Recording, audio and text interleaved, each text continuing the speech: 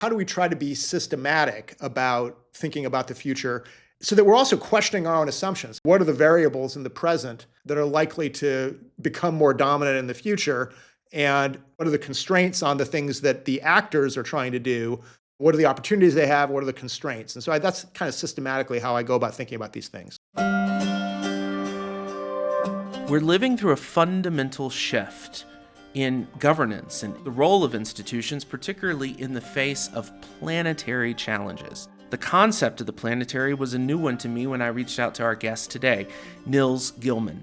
Nils is a senior advisor at the Berggruen Institute. He's a historian by training, but Nils has spent the last 25 or so years of his career helping us to think more systematically about the future. And thinking more systematically about the future, more creatively about the future, or even more audaciously about the future is something we're going to have to do to promote human flourishing, or as Nils would argue, multi-species flourishing in the decades to come. Nils Gilman is my guest today. I'm Joe Waters, and this is Per Capita.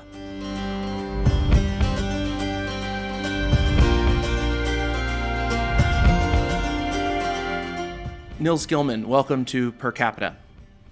Joe, thanks for having me on. I'm delighted to speak to you today, not least because I have recently come to love your Substack. I find that you're offering trenchant analysis rooted in a strong sense of where the world actually should be going and not just reactive to Donald Trump and other figures on the global stage. But before we get into all of that, which of course we will, and your book with Jonathan Blake, Children of a Modest Star, which came out a few years ago, I want to just hear about you and your intellectual journey, because as I understand it, you're trained as a historian, but you've really become a bit of a futurist, geopolitical strategist, if I might say so. So tell me a little bit about your background, your intellectual experiences, how you got to the point where you're writing about the things you're writing about today.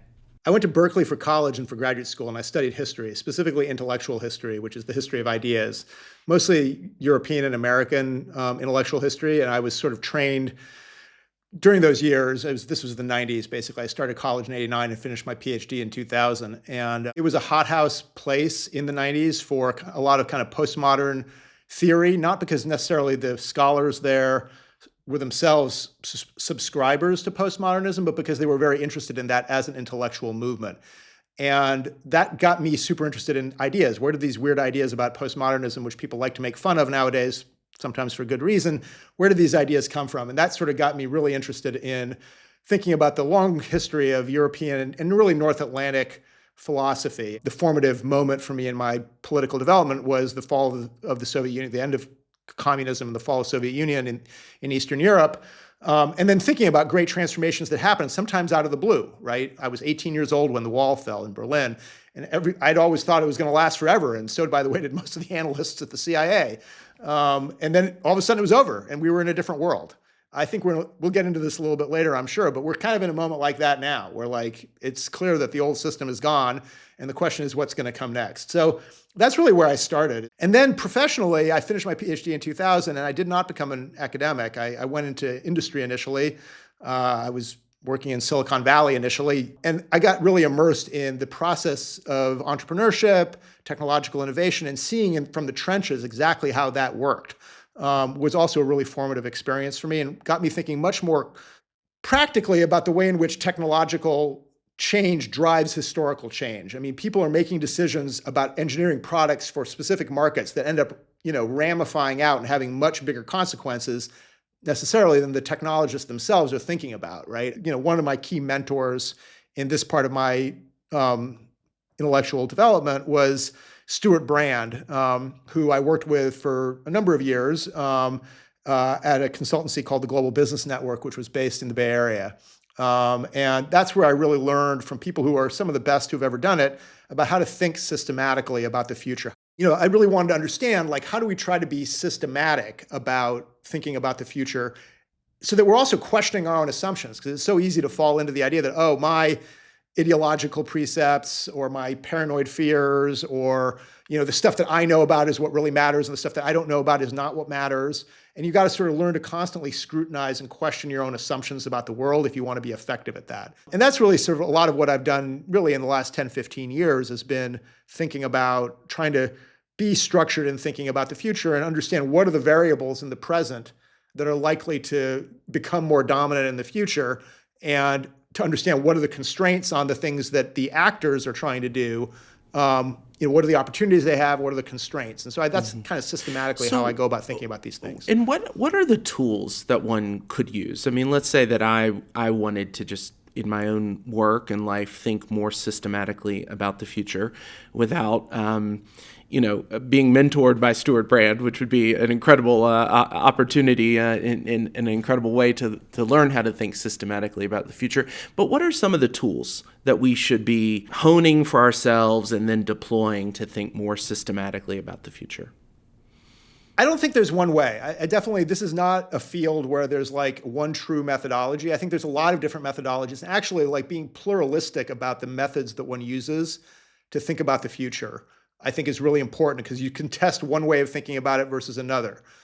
So there are things like extrapolations of current trends, so trend analysis. And then you want to be systematic about thinking like, oh, I'm not just going to think about technology trends. I'm going to also think about social trends and political trends and ecological trends and cultural trends, right? Like you want to think about all of the different dimensions and how they're likely to play into each other. That's what historians do, right? When we're trying to tell a story about the past, right? We're trying to think about how did all the variables come together to create the Roaring '20s or whatever, right? And I really try to do the same thing about the future, like think about all the different factors. So let me just give one example today. You mentioned Donald Trump, right?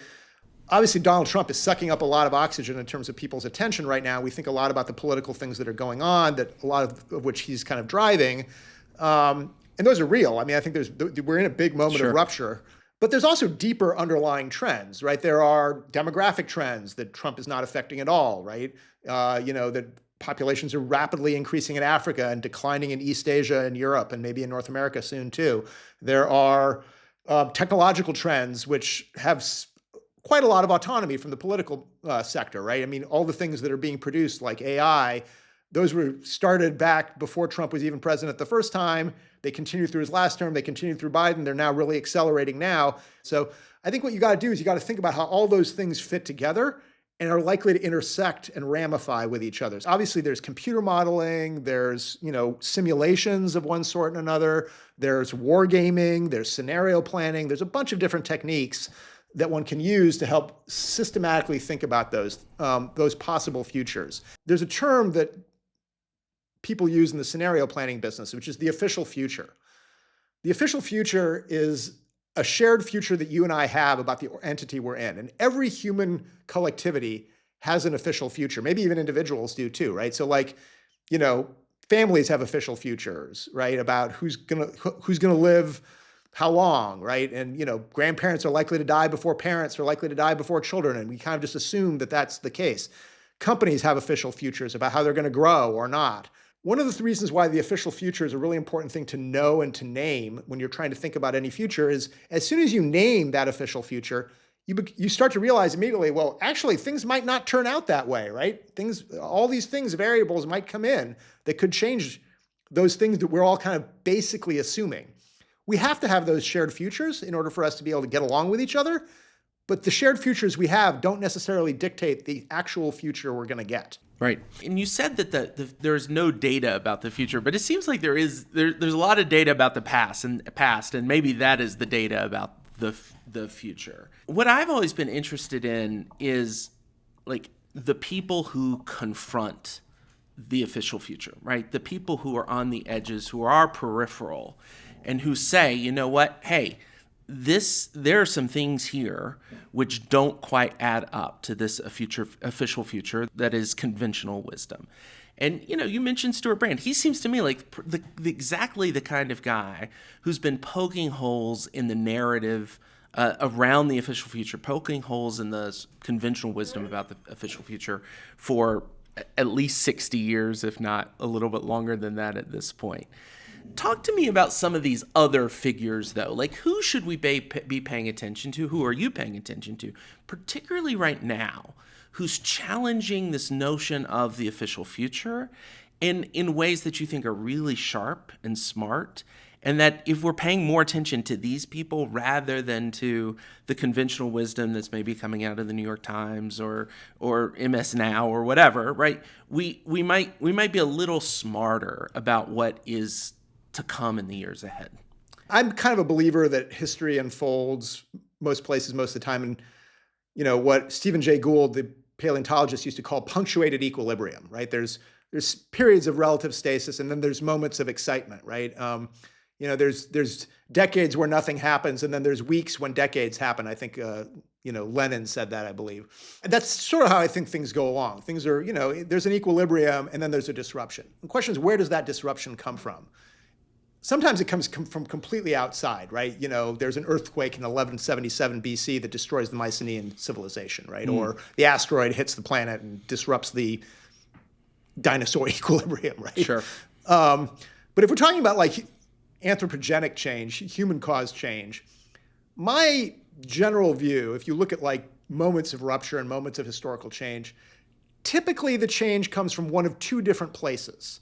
Either it comes from the center of power, where there's somebody in the middle of the power system who can radically disrupt things, right? Because of the power that they have over major levers within the system. Right. And this is what Donald Trump is doing right now. He's president of the United States, right? He's massively disrupting things because he has the power to do so. Yep. The other place change can come from is from the deep periphery, far away from the centers of power, okay? Where change almost never comes from is the mesoscale. It doesn't come from the suburbs. It either comes from downtown or it comes from way out in the countryside. All right. Interesting. And Trump is actually interesting because now he's in the center of power and doing disruptions. But Trump initially was a figure from way outside the power centers, right? He was like, this guy had never been a politician, and that was part of his appeal. So that's generally where I look. Is I try to look at like either people who are like really doing wild things outside of any mainstream, or I look right to the power centers. Yep. So what worries me about this, for myself, right, and for my own organization, and frankly as an American, is that I very much still want to look at Harvard, right? I still very much want to look at Oxford and Cambridge and what's going on there. But I have this nagging suspicion that the real work, right, that's happening, that's going to drive the rest of the 21st century is being done in Mandarin, frankly. And in universities that maybe I've never even heard of in China. I'm just curious how you think about that, like how you stay abreast of these things, right? Because as an American, my intellectual world is still very much North Atlantic, but I still have the suspicion that actually what's happening at Harvard is not going to be driving the 21st century. I agree with you on the specifics of China. Let's talk about China, right? I don't think very many people, even 40 years ago in the mid-1980s, had any idea of what China would become today in terms of its dominance. And even in the 30 years ago, when the debate was happening in the United States about whether to admit China to the WTO, there were some people who definitely were worried about that, but they lost that argument in the halls of power in the United States and in the corridors of the World Trade Organization, right? So China has moved from being a very peripheral actor to the very center of things. I think that's absolutely true. I do keep up a lot with people who are China experts. I talk to a lot of people. I know people in China that I try to talk to pretty regularly. But for me, it's a secondhand thing. I mean, I don't have any ability to do firsthand research on that. But I absolutely think it's crucial because, I think China, for purely reasons of technology, although there may be many other reasons beyond that, like they're already beating us handily in many, many areas of technological innovation. And given that they're producing 10 times as many top-notch engineers per year as in the United States, I don't see how it can be any way otherwise for the rest of this century. Yeah. Nils, the concept of the planetary, which is central to the book that you co-wrote with Jonathan Blake, Children of a Modest Star, was new to me when I read an essay in the Berggruen Institute journal about it, and then your book was about it. What is the planetary? And in particular, given Capita's work to promote human flourishing, I'm very interested in this concept of multi-species flourishing and how it relates to human flourishing. The basic easy way to understand what the planetary is conceptually is by contrasting it to the global. When we talk about the globe of globalization, what we're talking about is the stuff that's flowing around the globe that we humans are moving intentionally, right? So goods, services, money, ideas, also bad things, drugs, human trafficking, weapons. And we have a whole series of governance systems. I mean, a lot of them are being blown up now, but we had a whole series of governance systems that were meant to control those things in various ways, and intergovernmental organizations, a lot of them centered around the UN. But the WTO, for example, is regulating global trade, right? So the planetary, in contrast to the global, refers to the flows of things around the world, around the Earth, that often are being perturbed by humans or human activity, but that are not moving around the Earth because of our borders or because of intentional actions of humans. So I'm thinking here, for example, carbon. When we drive down the street and there's tailpipe emissions coming out of our gas guzzler, right? Those go into the air, and that adds to the carbon in the atmosphere all over the world. It doesn't just add to it, here in the United States or here in China or here in South Africa. It adds to the total amount of carbon in the entire atmosphere. And, anthropogenic climate change depends on the flow of all of that, right? Likewise, biodiversity, it may be located in hotspots, but it's really a planetary patrimony. Or plastics that go into the oceans. They end up in a common ocean that flows all over the world. Or space junk, like when satellites break up in outer space, that, there's patches and it floats around. It's not equally dense everywhere, but it's not over one particular country, right? So those are all what we call planetary phenomena. And those planetary phenomena are deeply tied up in the broader biogeochemical systems of the Earth, right? So, the amount of carbon in the atmosphere varies not just because of human activity, but because of natural ebbs and flows in the larger homeostatic system of life on Earth, right? There are gravitational forces that affect how long the space junk will stay up there, right? So these are all tied up with forces that are much larger than the human and that the humans are ultimately interconnected with, right? So that's the distinction between the planetary and the global. And part of our point is we don't really have any institutions or systems at present for addressing planetary scale disruptions. We just don't, all of our existing international institutions, that's right there in the word, they're international, right? They're about helping nations interact with each other to deal with flows between nations. We don't really have any protocols or systems or institutions that are meant to deal with these larger flows.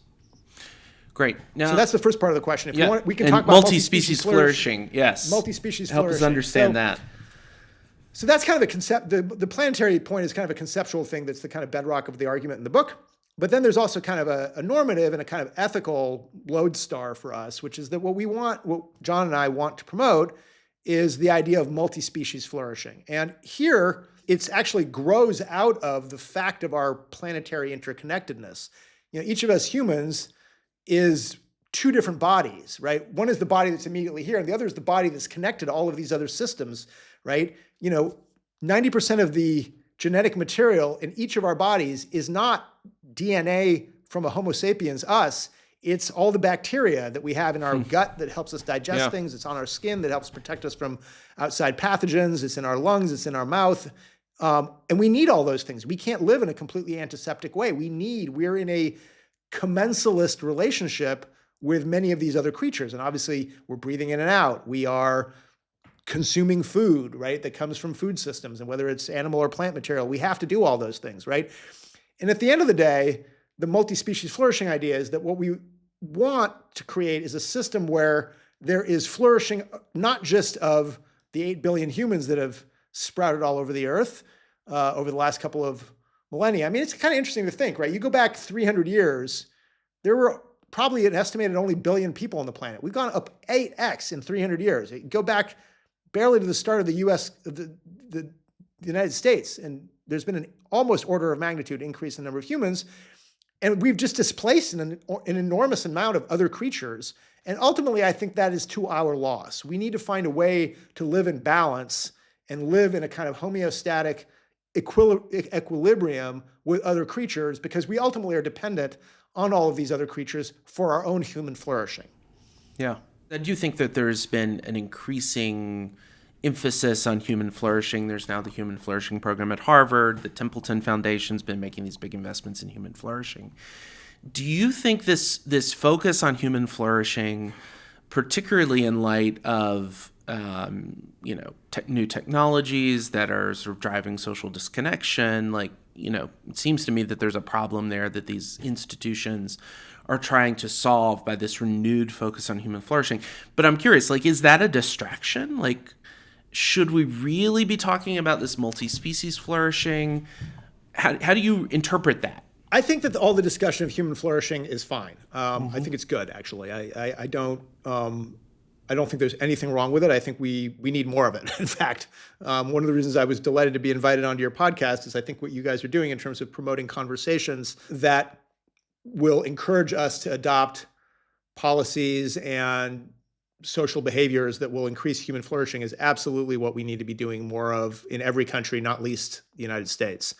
I guess I would just say this is a yes and situation, right? Yeah. Where I would say, yes, we want to encourage human flourishing, and at the deepest level, to really get to conditions that are optimal for human flourishing, we need to also be thinking about the way we're interconnected with lots of other species. So I just think, for example, about the way in which it's so good for human health to go for a walk in nature, right? It's good for your mental health. It's good for your body. It's good to hear the birds chirping, the insects buzzing in the spring, or at this time of year to go for a snowy walk out in the forest. These are just, they make us better. And if we don't have those kinds of natural systems that we've taken care of and that we've learned how to listen to ourselves, then ultimately we're undercutting the foundations of the possibility for our own flourishing. Mm-hmm. So, okay, Nils, bear with me on this because I'm going to play with something, and so just bear with me. I think you are arguing, rightly, that we're living through a fundamental shift in how we understand our place in the cosmos. As I think about that and as I read the book, I immediately hear post-liberals of the new right saying something like, most people do not understand their place in the cosmos. Most people understand their place in a home, in a family, in a community, and in a country, right? I can envision the J.D. Vance response to what you have written. I don't want to ask you. I don't want to waste time responding to hypothetical responses. So what I want to ask you is, how should the turn to the planetary help us live in our communities, in our families, in our homes? That's a great question. So I guess my reaction would be, we all have multiple identities. We have identities as members of families, members of schools and school communities that we belong to, religious communities, sexual identities, national identities, state identities, clubs and social bodies that we belong to, political parties that we belong to.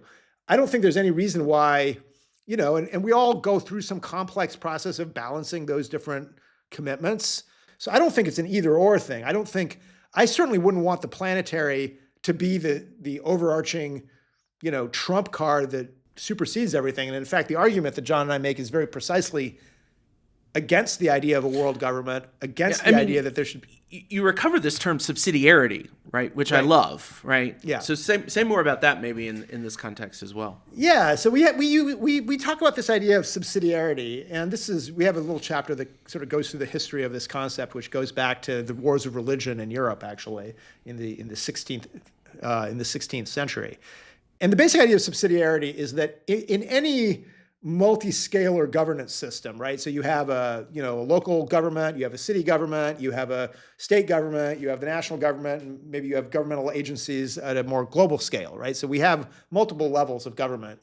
What you want to be doing is allocating decision rights over relevant questions at the smallest possible unit that can actually effectively, functionally deal with the issue. And that really means has generally been interpreted as push decision-making down into the organization. And the reason why that's considered good, federalism in the United States is a version of that. That's what the 10th Amendment of the Constitution says, is that all powers not enumerated herein should be devolved to the state. And the reason why, it's a pretty intuitive reason why that is that decisions should be made closest to the people and the communities that are going to be affected by those decisions. Why should decisions about the rate at which you're going to pave roads in a particular town be decided by a global government or even a national government? Maybe not even by a state government. Maybe they should be decided by the municipality, right? Do we want to spend more money on homeless services or schools or parks, right? That again, depends on what the mix of opportunities and challenges in your community are. It's not necessarily something that should be nationalized or even, done at the state level. So the general idea of subsidiarity is that, you want to try to find the smallest unit that can actually functionally deal with the issue. Now, the issue, of course, is that with these planetary challenges, the smallest unit that can actually deal with mitigating climate change is planetary. Is at the planetary scale, right? Wow. So, right. So we're not, because the carbon goes everywhere. It's not just affecting the community where the tailpipe is emitting the carbon, right? It's affecting the entire world.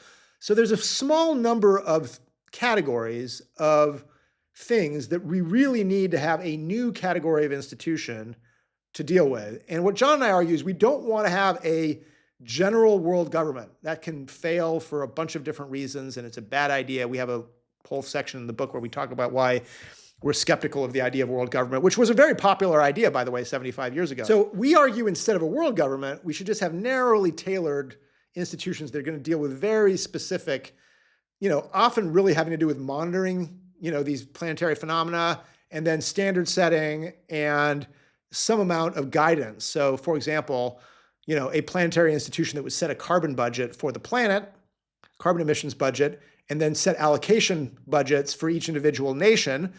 But we would argue that each individual nation should make its own determination about how to reach those targets.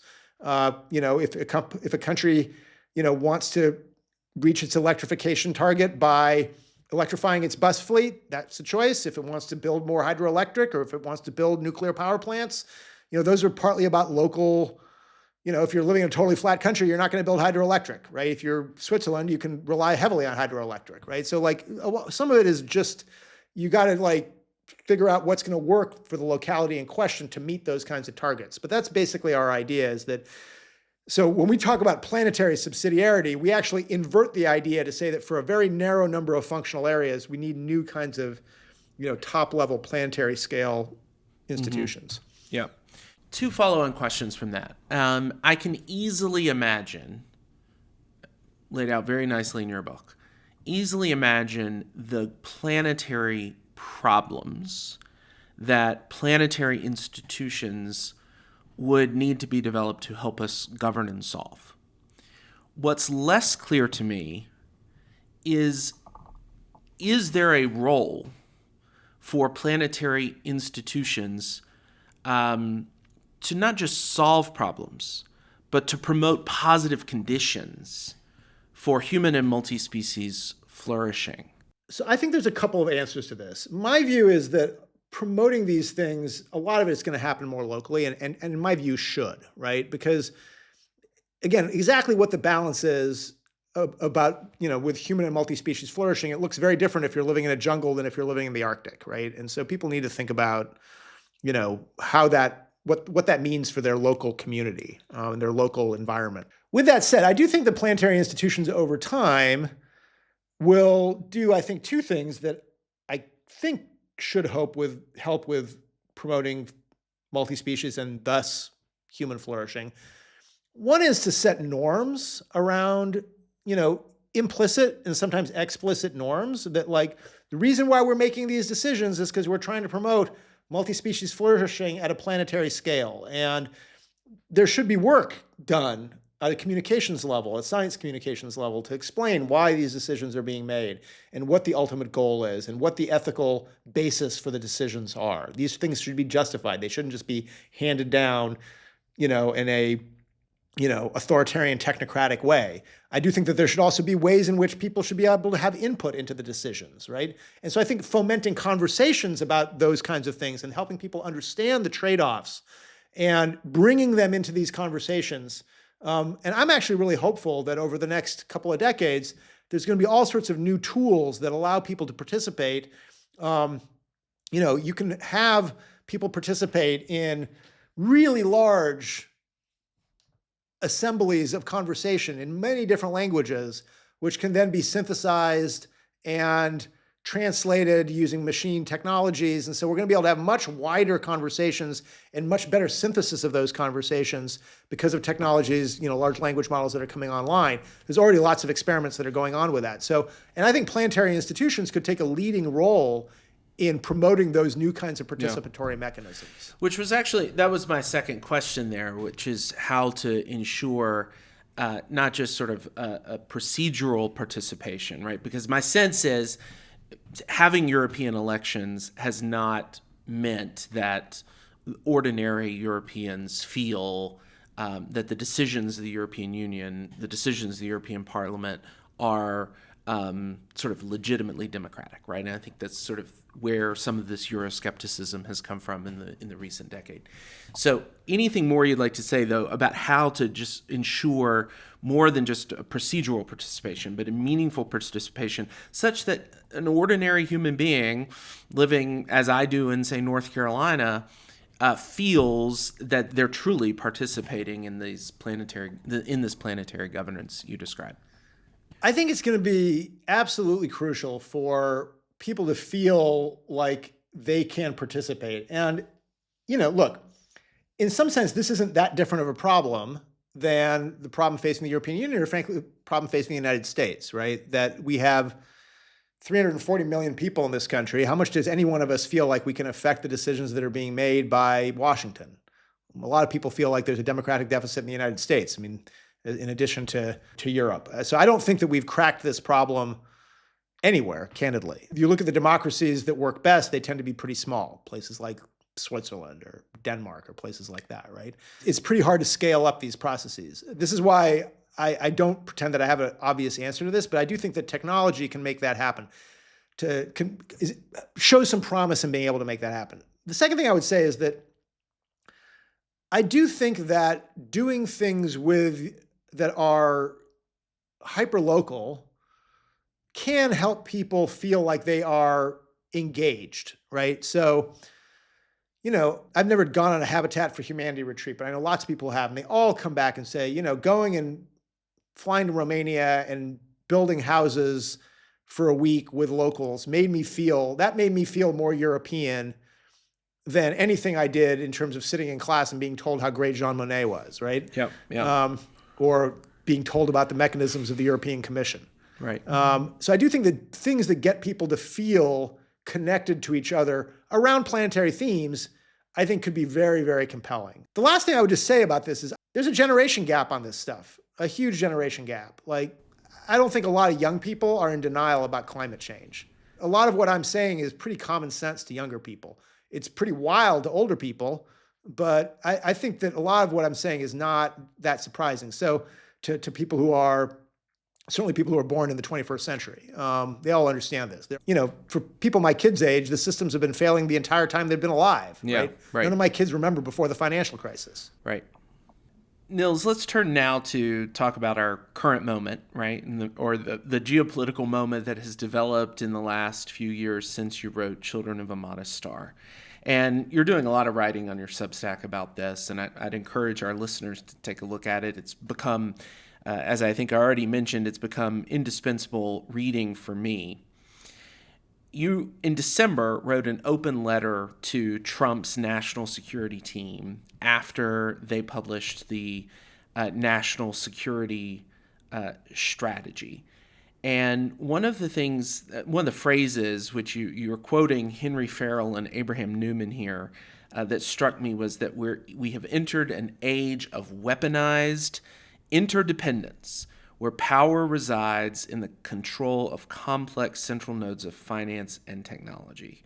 And what seems really clear to me is that this is about the consolidation of power among some of the richest people in the world. And, we are a long, long way from planetary governance for multi-species flourishing, right?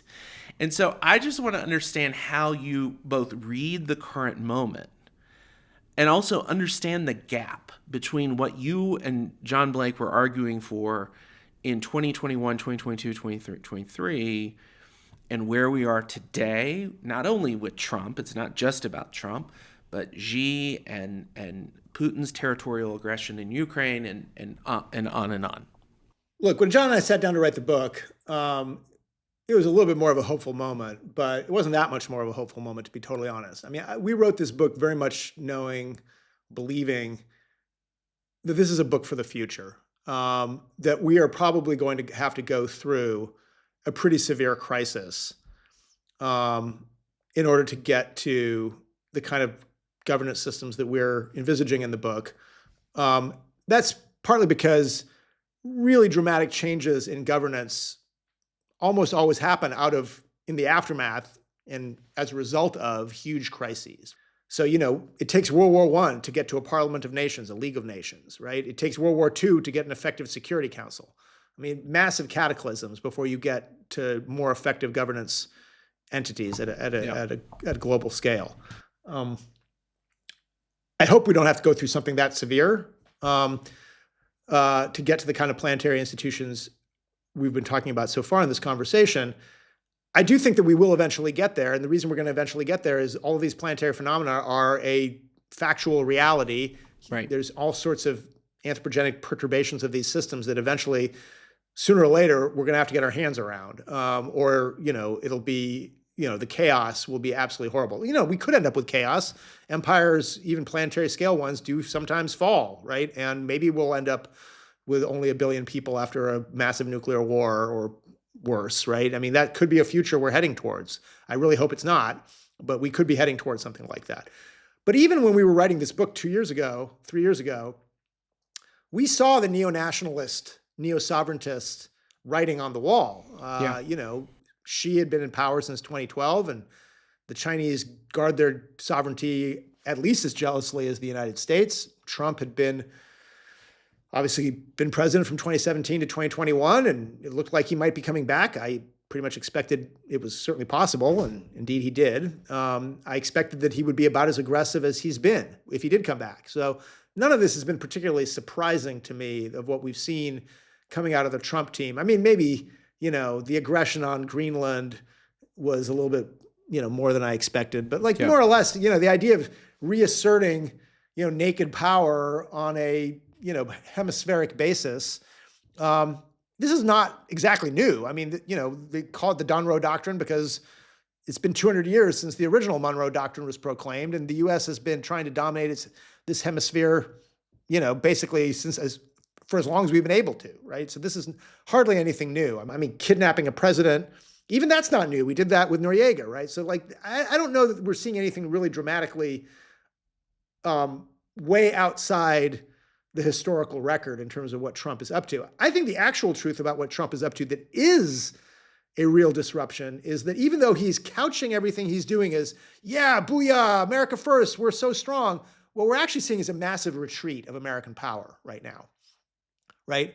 We're seeing a massive, the statement of the Monroe Doctrine is, one way to say it is we're going to dominate Latin America. That's certainly how it's being heard in Latin America. The other way to say it is oh, by the way, we're planning on stopping putting as many troops in Europe, and we're going to, we're not going to be as committed to NATO. And, oh, maybe that's also going to be true for Northeast Asia, right? And that's definitely all the conversations that are happening in Europe. I don't know as much about what's going on in Japan and Korea, but I'd be shocked they're not having the same kinds of conversations there.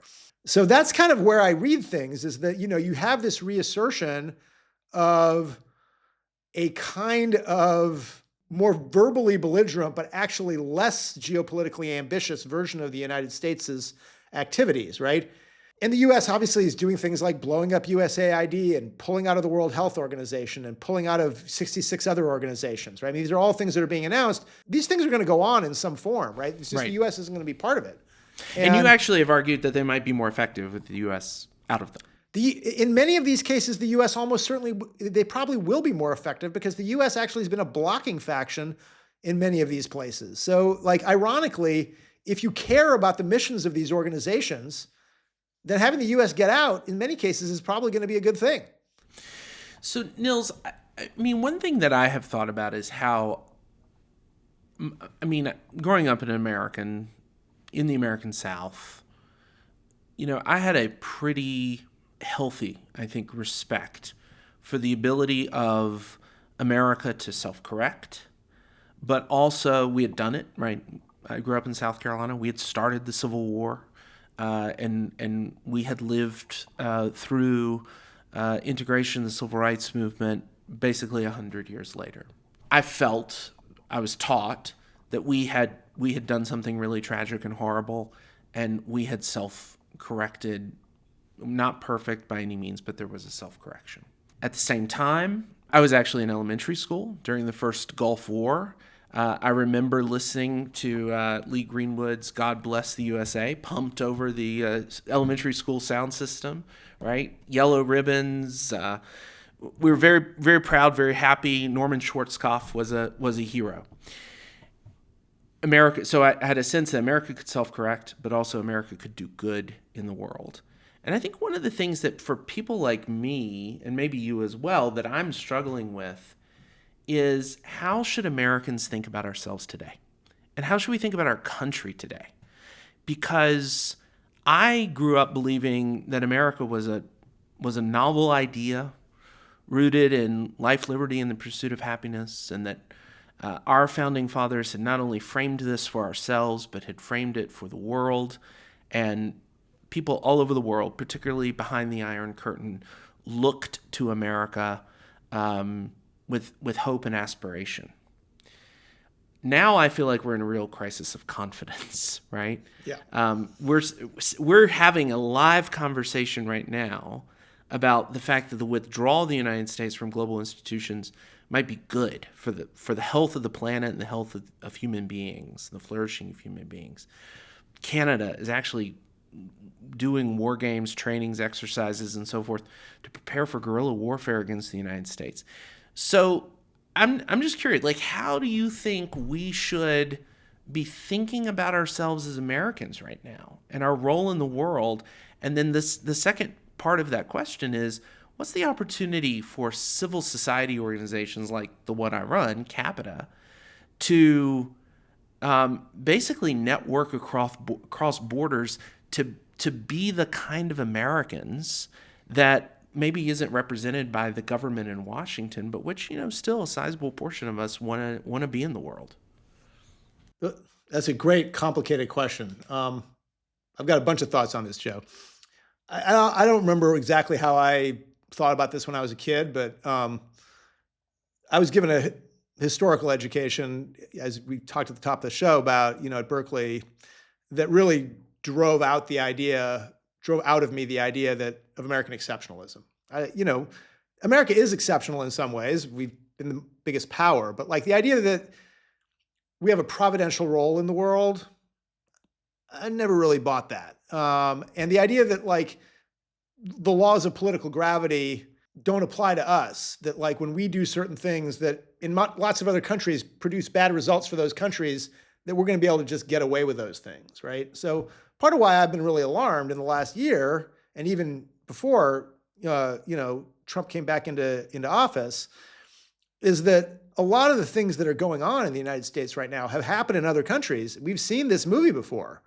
Recently we've seen these kinds of movies in Hungary, in Turkey, in the Philippines, in Brazil, in Poland, right? And like the idea that the US has nothing to learn from those places about the course of authoritarian regimes, I just think is silly, right? I mean, I think there's lots of things to learn. And by the way, the right certainly thinks there's things to learn. They go to Hungary to get lessons from Orban about how do we do it like you've done it, right? And obviously Hungary is a very different country than the United States. It's got 9 million people, not 340 million people. And so it's a very, very different place. But the general political dynamics, I think we have a lot to learn from these other countries that have gone through authoritarian episodes. And one thing I think people are not thinking enough about is even if there's a self-corrective process with, free and fair elections this fall that lead to a, set of people in Congress who are not going to go along with everything in terms of the violations of civil liberties and, the just unbelievable level of corruption that we're seeing in Washington right now, just shameless looting and self-enrichment by people in government, and this shameless use of government by business leaders to promote their own business interests at the expense of the country and the world. I mean, we're just seeing things that are just completely unprecedented in terms of the shamelessness and the scale of the corruption, right? Even if we have a self-correcting function through the normal mechanics of politics, in other words, free and fair elections that lead to the replacement of these people in government, we're still going to have a long-term problem coming out of this because a huge amount of government capacity has been destroyed and is being destroyed and will continue to be destroyed over the next 4 years, administrative and, regulatory capacities and so on. We have a trained workforce of people who are being, on a daily basis, encouraged to brutalize fellow Americans in the streets and without shame, right? And there's going to be way more of those. If these ICE budget is actually spent at the level that it's been allocated, it's been appropriated, we're talking about an ICE budget that is twice as large as the entire defense budget of Israel, which is fighting wars with almost all of its neighbors, right? And this is going to be used to terrify other people in the United States. That's what the purpose of this agency is. And what are we going to do with all those people afterwards, right? I mean, I think we really need to be thinking hard about the experience other countries have had of situations like that. We're going to need to think maybe about things like truth and reconciliation commissions. We're going to be living with perpetrators among us who are unapologetic and want their next shot at doing more of this. And I think we can look to other countries about their experiences in exiting authoritarian situations. And this gets to the last part of your question, which is, are there activist possibilities for NGOs at the sort of translocal, transnational, local level? I think there's enormous opportunities for thinking about what does that look like in your, you live in Carolina, right? Like it's a very purple place, but actually what it really is a patchwork of pretty blue and pretty red places that are all mixed up with each other. And so, how do you figure out how all those people are supposed to live with each other when there's a lot of deep suspicion, fear, resentment, and anger, frankly, across the board? Like, how do we get to the point where we're having conversations where people learn to trust each other again? We don't have to reinvent that wheel. And I think that's one thing that we as Americans could help ourselves by getting over American exceptionalism, by realizing that we have opportunities to partner with other people who have been through similar things. Yeah. Well, Nils, we're almost out of time. And so I want to just ask my last question, which is a question I consistently ask on this podcast, which is, what is one project that you've dreamed of but haven't started yet? I have a book I want to write. So that's a pretty personal project. I want to write a book about how the very topic we talked about at the top of the hour, which is how do people think, what's the best way to think about the future, and what are different techniques people have developed for doing that. So that's a personal project I want to get going. But the other one I really have been working on is I want to figure out ways to sustain the global and planetary scale scientific enterprise.